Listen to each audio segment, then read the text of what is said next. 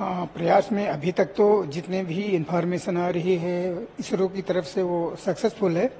In case अगर किसी तरह की कोई डिफिकल्टी आई तो इस बार इसरो ने इसको इसी तरह से तैयारी की है कि ज़्यादा फ्यूल रखा हुआ है, जिससे कि इसको अगर सुटेबल कंडीशंस नहीं बन पाई तो 4 दिन बढ़ा सकते हैं। वैसे काफ़ी चीज़ें टेक्निकली इसको बहुत ही स्ट्रांग किया है।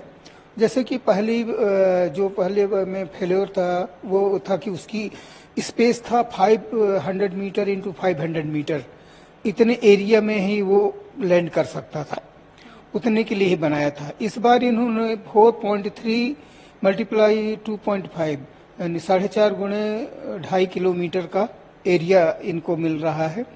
तो उस वक्त इनका जो हाई रेजोल्यूशन कैमरा विक्रम के साथ है वो ऊपर से इनिशियल जो 25 किलोमीटर ऊपर जब वहां पर लैंडिंग के लिए तैयार होगा वो उस वक्त उसको मॉनिटर करेगा कि सेफ लैंडिंग कहाँ हो सकती है, और अगर इन केस उसको सुटेबल जगह नहीं मिली तो फिर उसको 4 दिन के लिए खिसका सकते हैं।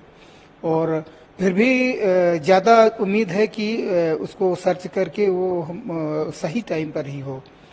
और इसके अलावा इनकी टेक्निकल दूसरी चीज़ ये है कि इसकी जो लेग्स हैं वो बहुत स्ट्रांग है।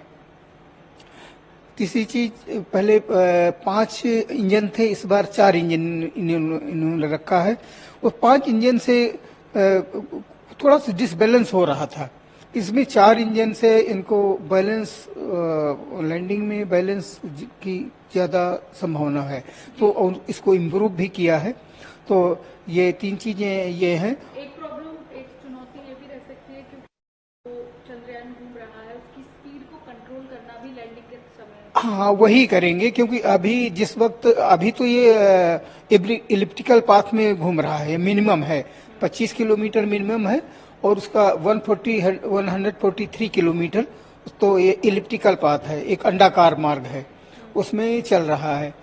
तो जब 25 किलोमीटर का जो लास्ट मोमेंट में आकर के उस वक्त इसकी लैंडिंग के लिए इसको पहले, अभी तो ये हॉरिजॉन्टल में है, हॉरिजॉन्टल क्योंकि परिक्रमा कर रहा है, उस वक्त इसको वर्टिकल करेंगे, तो एक खास एंगल से धीरे धीरे वर्टिकल करके तब फिर लैंड होगा, और उसकी शुरुआत की स्पीड होगी इसे कि 1683 किलोमीटर पर सेकेंड लैंडिंग की स्पीड।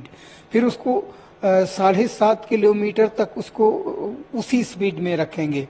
फिर इसके बाद उसको रिड्यूस करेंगे 400 मीटर पर सेकेंड। इसके बाद और ये 50 उसको 150 किलोमीटर पर सेकंड पर आएगा, फिर 50 किलोमीटर पर सेकंड में आएगा, सारे मीटर्स में है। और लास्ट की जो 10 मीटर की ऊंचाई होगी वो सबसे क्रूशियल होगी, उस वक्त ये टोटल वर्टिकल होगा और उसकी स्पीड हो जाएगी 2 मीटर पर सेकंड।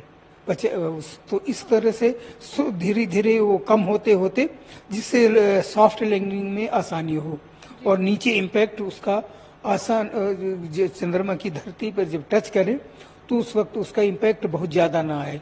जी सर, आम लोग जैसे की तस्वीरें हमें नजर आती हैं, धूल मिट्टी या जो भी गड्ढे हैं, लेकिन जब ये लैंड करेगा चंद्रयान तो क्या चंद्रमा पर भी क्या हलचल हो सकती है, क्या स्थिति चंद्रमा की होगी उस वक्त?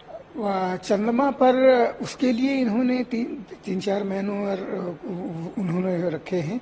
एक तो सिज्मोमीटर लगाया है, वो सो विक्रम में है। सिज्मोमीटर जैसे कि हमारे पृथ्वी पर भूकंप होते हैं, तो चंद्रमा में कंपन जो है, जो सिज्मिक एक्टिविटीज हैं, जो पृथ्वी की जैसे पृथ्वी पर भूकंप होता है, ऐसे चंद्रमा में भी, उसमें चंद्रमा पर भी कंपन होगा उसकी धरती पर, उसको मेजरमेंट के लिए सिज्मोमीटर सिज्मिक एक्टिविटीज मॉनिटर करेगा। इसके अलावा वैसे वहां पर हवा नहीं है, फिर भी कुछ पार्टिकल्स जो कि सूक्ष्म पार्टिकल्स हैं, तो उसका प्लाज्मा की उसकी स्टडी के लिए उन्होंने वो भी व्यवस्था है। और लेजर लगाया हुआ है, लेजर से और ये एग्जैक्ट पृथ्वी से और चंद्रमा की एग्जैक्ट इस वक्त की दूरी क्या है उस वक्त, उसको नापने के लिए भी इन्होंने इक्विपमेंट लगा रखे हैं। तो इस तरह से काफ़ी चीज़ों पर उन्होंने मॉनिटर किया हुआ है और कर रहे हैं। और फिर ये इन एक्टिविटी के बाद में आगे जो रोवर है वो उसमें भी मैन्यूअर्स लगे हुए हैं, वो आकर के मिनरल्स की खोज करना, पानी की खोज करना, तो और उनकी इंफॉर्मेशन फिर विक्रम को देना, और विक्रम उन इंफॉर्मेशन को अर्थ स्टेशन में, यहाँ इसरो के अर्थ स्टेशन को भेजेगा, डेटा भेजेगा।